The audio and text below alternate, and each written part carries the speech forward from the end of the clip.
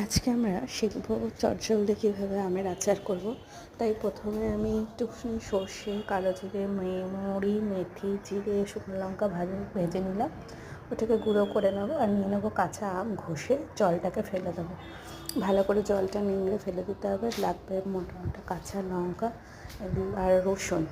এই রসুনটা আমি পরে ব্যবহার করব, আগে কাঁচা লঙ্কাটা কেটে নেব।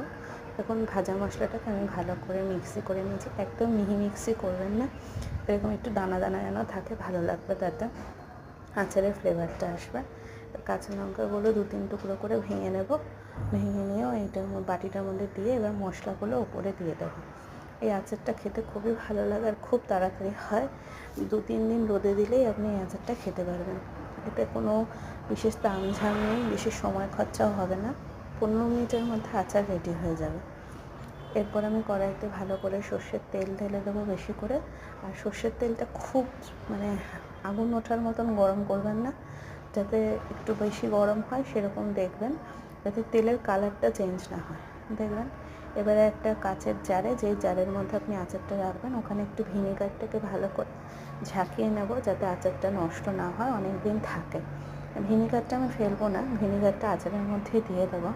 ফেলে দিলে তো কাজ হবে না, কারণ এটাতে কিছুই না, কাঁচের শিশিটা ভালো করে ধুয়ে ভিনেগারটা ওর মধ্যে দিয়ে দিলাম।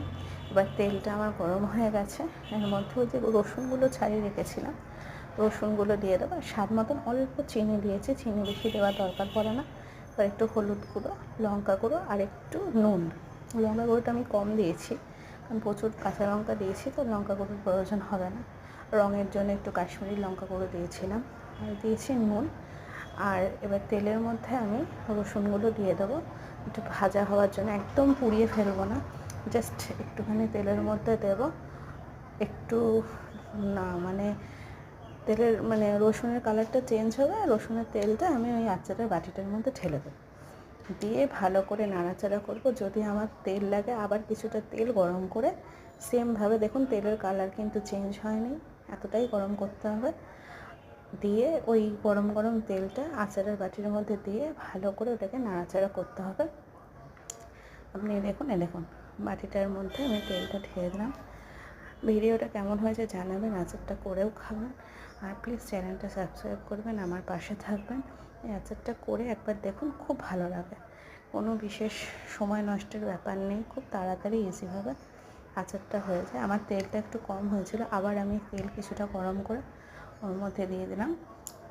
সর্ষের তেলের কালার কিন্তু একটু চেঞ্জ হয়নি। এবার আমার আচার রেডি, খাবেন, দারুণ লাগবে।